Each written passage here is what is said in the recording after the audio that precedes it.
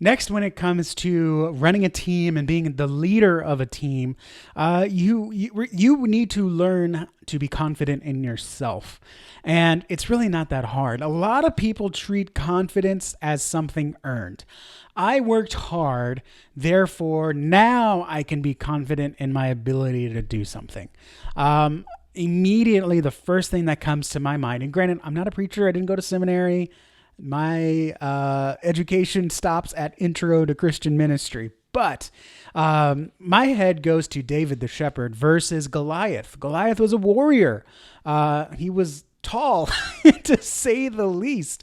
And David walked out there as a shepherd. And, granted, if you ever, by the way, go YouTube shepherd slings, those things are deadly. But David was not as well trained, not as well equipped, not as prepared as Goliath, and yet he still slayed the giant. I think in my reading of the story that David was confident. His confidence didn't come from his skills. His confidence, and I'll stop preaching after this, his confidence came from God and how God could equip him to do the job that he needed to do, whether he knew what it would lead to or how fulfilling it would be. God doesn't call the equipped, but he equips the called. I can't remember who said that. I've heard it for years. If I find out who it is when I make the lower third or whatever, I'll put it in there. But God doesn't call the equip, he equips the called. The equipping is not just here's some tools, here's some hardware, here's some software, here's some skills, here's some education. Guess what? Your equipping, your equipment, one of the tools in your toolbox is confidence. You need to know how to lead your team, and you need to be confident in your ability to do so. This includes being confident in your failures. This is a really hard thing to wrap your mind around, and I really want to talk about this more. If you're a CTA insider watching this, I want to talk about this more in the group because, confidence is something that you kind of have to learn. There are a lot of people that can do a lot of great things, but they're not still confident about their ability to do so. Confidence doesn't come from learning something or gaining a skill or doing some kind of magical effort and the confidence is magically bestowed upon you. Confidence is a mindset. And that's why it's here. That's why we're talking about this. So similar to my story about David, and not my story, the Bible story about David and my take on it. In this case, there's lots of takes you can take on it. I know, pastors, don't at me. You don't have to be confident, but just confident in what God wants you to do. Okay? I believe that, God is okay with you failing. God is okay with you failing. If it's not okay, I think there would be some spiritual intervention there and something would happen that you don't deserve, some kind of grace, and you won't fail. But anytime you fail, you should ask yourself, what am I learning here? A lot of times we fail and we ask ourselves, what did I do wrong? Why did this happen? What is wrong with me? Instead, you need to flip that. And again, mindset becomes key. You need to flip that and say, what am I supposed to learn from this? It goes beyond ministry. But if you're in ministry and something fails, you need to ask yourself, what do I need to learn in this situation? What do I need to, for example, add to the checklist to make sure that this doesn't fail next week? One thing that I always messed up was not hitting the record button on our software. And so probably half the time I did not record our live streams. And then eventually one day the stream messed up and I had no recording to lean back on and post after the service. I messed that up. And I could have sat there and I could have said, I messed up. What did I do wrong? Why did I do this? Why didn't I remember? But instead, the mindset is flipped. And you have to ask yourself, what can I learn from this? Well, I need to learn that I cannot rely on my own memory. I'm human. I cannot rely on my own brain. And I know this. You can ask my wife. I'm terrible at remembering things. So why was I so reliant on my brain to remember to hit that record button? I knew I couldn't do that. So what I did was I took a Post-it note for my crew and I stuck it on the record button. It's a bright orange thing and it says, record, hit me. And then I added it to the checklist. When service starts, hit the record button. Actually, I changed it to when the countdown starts, hit the record button. That way, if anything happens or anyone comes up and interrupts you, you've still got 5 minutes to hit that record button. It's okay. I got to trim the service anyways.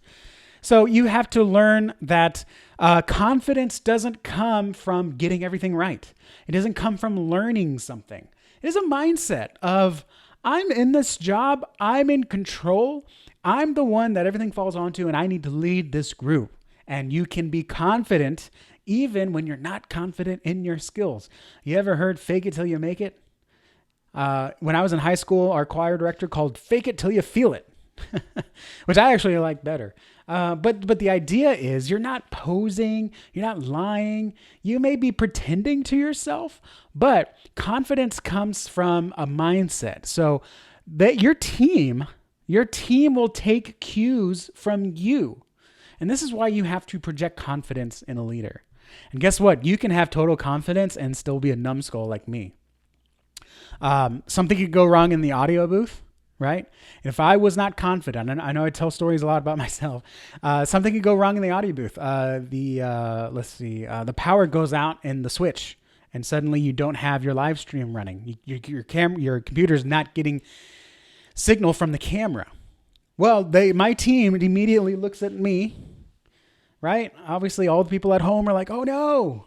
Now I can handle that one of two ways. I can handle it confidently, or I could handle it unconfidently, which is basically start freaking out, start panicking, start worrying, start sweating.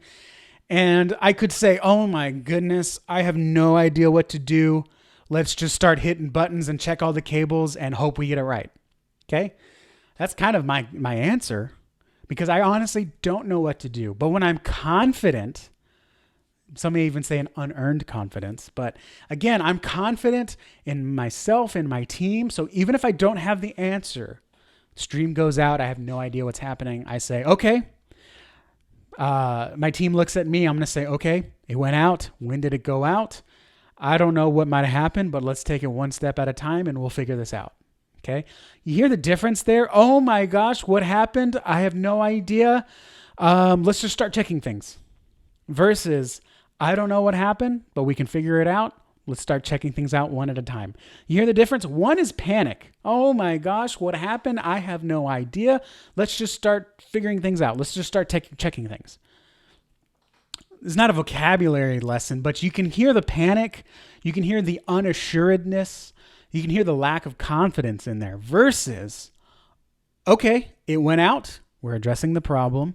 I have no idea why. I'm admitting that I don't know why, and I'm setting the standard. I'm setting the expectations. Let's start checking things one at a time until we figure out what it is. That is confidence. That is, I have a plan. I am calm, and I know we can fix it, right? Confidence doesn't come with answers. Confidence comes with knowing that you can find the answers. That's really good. Someone write that down. That was not in my notes. Confidence doesn't come in having the answers. Confidence comes from knowing you can find the answers. This is something that I want to instill in my own daughter, by the way. I'm totally off my notes. I hope you don't mind. This is something I want to instill in my own daughter. Okay, just because she doesn't know something doesn't mean she can't know something. I want her to learn how to learn more than just learning facts. Okay, I could care less if she learns the 45 presidents in name, in order, and what years they were presidents. What I do care about is when that becomes important, can she learn that on her own? Can she figure that out for herself? I don't know everything about live streaming. I don't know everything about websites. I don't know everything about marketing, but I can figure it out. I know how to analyze analytics. I know how to figure out when problems arise. When a client calls me and says, my website's not working or it's doing this funky thing, and I'm like, I've never seen this before, I will say, okay, so it's doing this. All right, Mr. Client, I'm not sure why it's doing that. Let me do some investigation. I'll get back to you in 24 hours. Click. I start working on the problem. I don't have to have all the answers. I just have to be confident that I can figure out the answers. And even if I don't have the answers 24 hours up, I will email them, call them, text them, and I'll say, hey, I'm still looking into this. I've never seen this before. But again, I'm confident we can figure this out. Just give me a little bit more time. That doesn't happen often. In fact, it's only happened once that I know of. So your team will take cues from you. Let's go back to that. Your team will take cues from you. So you need to be confident in your own ability, and you need to be confident in your team. You need to be confident in your team that they can figure it out. This is where micromanaging becomes an issue. And because you don't have confidence in your team, therefore you have to do all the work for them, or you have to hover above them. Let them make mistakes. If you imagine as a homework assignment, you have 10 questions. Micromanaging would be, all right, do question number 1. You're like watching over their shoulder. They misspell a word, and you say, no, that's misspelled correctly. Nope, you still wrote it. Your A doesn't look right. Let me grab the pencil and let me show you how to write it. No. Okay, confidence means I'm confident that you can finish the homework, even if it's not all correct. I'm going to check it, and then we're going to work it out what's wrong. I'm going to let you do the 10 questions, answer it in your own way, spell it in your own way. I'm going to review the answers, and then I'm going to say, okay, this is really good, but there's a couple words misspelled. There's a couple answers wrong. Let's talk about what the answer is. And yes, if you have someone past a 6-year-old, chances are they're doing stuff you have no idea what it is. My daughter learns marine biology that I'm like, I don't know the parts of an insect. Or that's not marine biology, that's biology. But I don't know the 5 parts of a whale. Did you know that whales have named parts? It's so weird. So what you do is you say, we're going to figure this out. I'm going to check this. I'm going to look it up online. I'm going to consult a resource. I'm going to consult a friend, and we're going to answer this together. Okay? So that is what it takes to be confident. Number 1, just know that God will equip you. That's in the Bible. It's all over the place. And you don't have to be confident in yourself. You have to be confident in where God can take you. Be confident in God. And confidence is not earned. It's a mindset. It is not something that just happens to you. You don't wake up confident. You have to find your own confidence in what you can do and get done. And remember, confidence is not being able to get results or having the results. It's about knowing how to get the results. Let me start that over. Confidence is not about having the results. It's about knowing that you can get the results. And remember, when you're confident, your team will take cues from you. So if your team messes up, they'll be confident that they can fix it, or they'll be confident that you got their back because you're confident in the team. There's a lot more to go over mindset, and I've got one more video for you going over the leadership basics. If you've never led a team, this is actually good. If you've never led a ministry before, this is actually good because I'm going to build you up from the ground up, and you're going to become a volunteer recruiting, assembling, training, onboarding machine. You're going to be running the best ministry in the church, I believe it. At least the most well-run, most well-efficient, most oiled machine in the church because you don't have any bad habits. So let's go into the next video, talk about leadership basics. See you over there.